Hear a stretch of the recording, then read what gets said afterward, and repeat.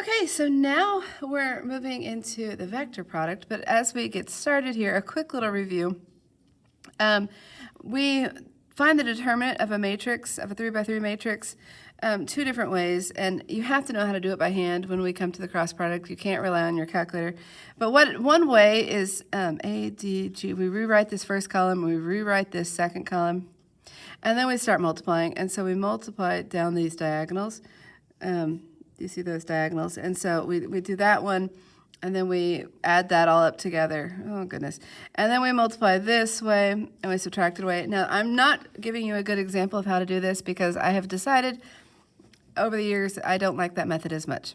Okay, so the other thing that we can do is you have A, and then if I cover up that row and that column, now I'm going to find the matrix of that little guy. And so this becomes EI minus FH. Let's do this with real numbers. Let's just say 1, 2, negative 1, 0, negative 1, 3. I'm trying to pick little numbers. 2, 0, 1. Okay, if I were to find the determinant of that, then what I have here is this 1, and then it's the determinant of this part. So negative 1, 3, 0, 1. And then I ran out of space. And then it's the opposite sign here for this middle term. So minus 2 times, and then I cover up that row and that column. Okay, you can't see what I'm doing. I'm so sorry. So it's 0 from here, it's 3 from here, it's 2, it's 1. I'm going fast because I assume that you already know this. And then it's this number right here, negative 1 times that matrix that's left when you cover up the row and column. There it is. Okay, so this is 0, negative 1, 2, 0. Okay, so from here I have negative 1 minus 0 times 1. That's negative 1. Then I have 0 minus 6. That's a negative 6, but then times a negative 2 is a positive 12.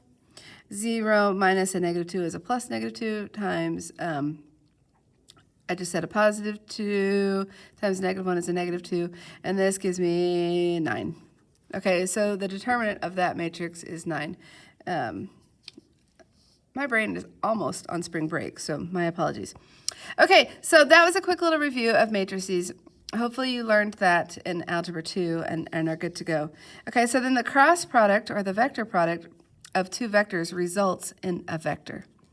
So remember how we said before that we can't just say, oh, I'm multiplying two vectors. Well, we can't say that because there's two different ways to multiply vectors. One of them is the scalar product results in a scalar. Remember how we saw that from the previous video. And then we now have that the vector product results in a vector. And so what we're going to do to find the vector product is we're going to make a matrix where across the top we do our unit vectors, I, j, k. And then we take one vector and make it a row across the matrix, and then we do the other one. And we take the determinant of that. Okay, so then it becomes I times the determinant of this part, and then j times the determinant of these four values, and then k times the determinant. Did I say negative j? I should have. Okay, my bad. But we'll practice a problem.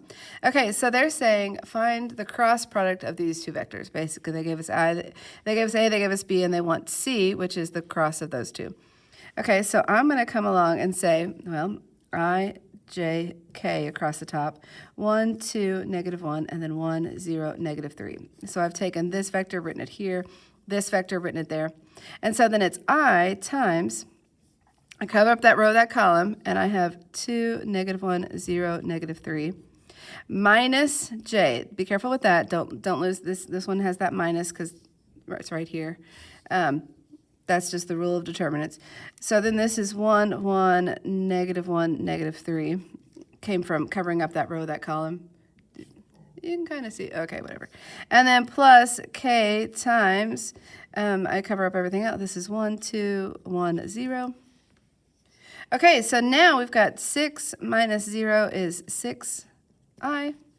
We have negative 3 minus a negative 1. So negative 3 plus 1 is negative 2, but it's a negative right here, so this is plus 2j.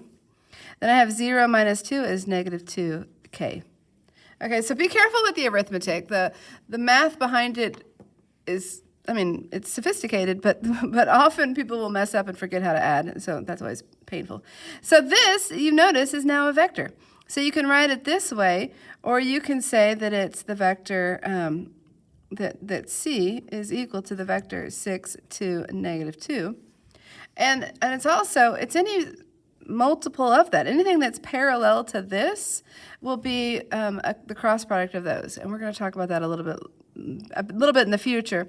So it could be helpful to reduce this to 3, 1, negative 1, but I'm going to save that for later.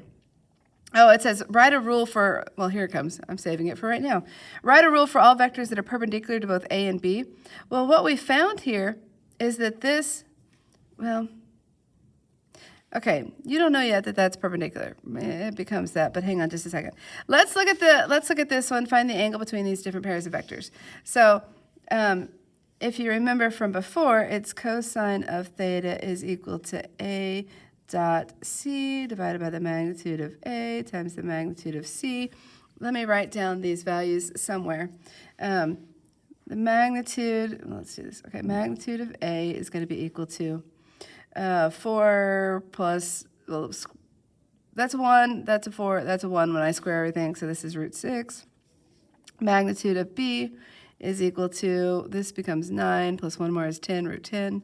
Magnitude of C, it's this vector, that's 36 plus 4 is 40, plus 4 more is 44. That's also 2 root 11, but whatever. Okay, so now coming over here, I have A cross B. I lied, A cross C. So this was A, where's A? 1, 2, I said cross.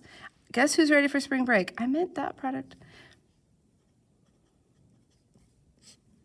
Magnitude of A we said was root 6. Magnitude of C, okay, I'll just use root 44. Okay, so then, where is my calculator?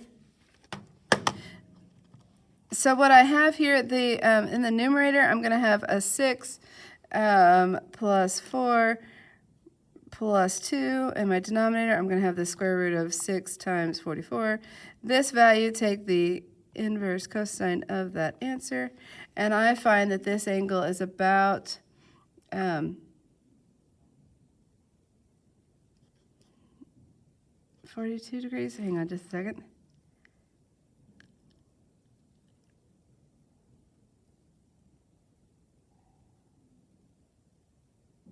What did I do?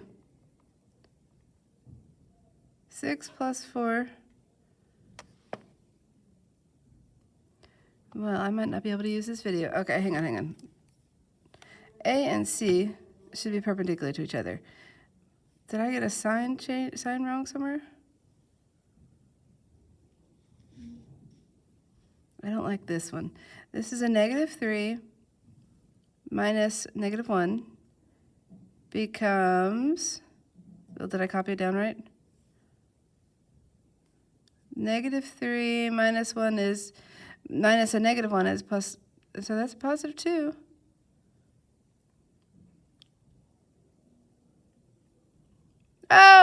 Oh my goodness, I found it. Here's what happened. This became a negative 6 minus, this is a negative right here. That's my problem. Okay, so that should have been a negative here. Doesn't change my magnitude, but it does change this, which, okay, so all of that, I was so wrong, I'm so sorry. So now notice this is a negative, that's a negative 6, a positive 4, a positive 2. That gives me a 0 over, I don't really care what the bottom is. This gives me a 90-degree angle. Is that worth redoing the whole video?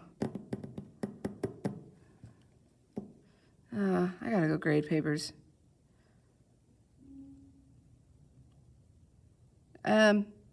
Sorry, you're out of luck. I got too much to do. I can't remake this video.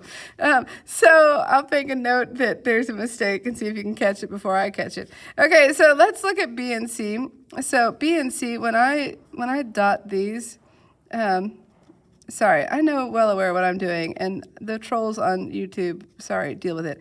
Okay, so this is negative 6 plus 0 plus 6, so that gives me the dot product of 0, which tells me that B and C are also 90 degrees. So what's going to happen here, basically, and I don't know that I'm going to take time to do this. I have vector A and vector B somewhere on my plane, and vector C is coming up, and it's perpendicular to it. Okay, so if this is, the vector C will be on a different plane than A and B, and C is always perpendicular to it. So it says, write a rule for all vectors that are perpendicular to both A and B. Well, it's anything that's parallel to the cross product of A and B. So we could say it's K times -3, 1, -1. That would be where K is not equal to 0, where K is a non-zero scalar. So there's that. Let me see, what did I have in mind next? I think I'll make a second video. So come back for this one, and I apologize for the mistake. I am not perfect, and it was all, but you did notice that I said, be careful, it can be the little arithmetic things. And sure enough, it caught me. But also notice that I knew enough to go back and catch my mistake. So sorry about that. Keep practicing. Do better than I did. All right, good luck. Bye.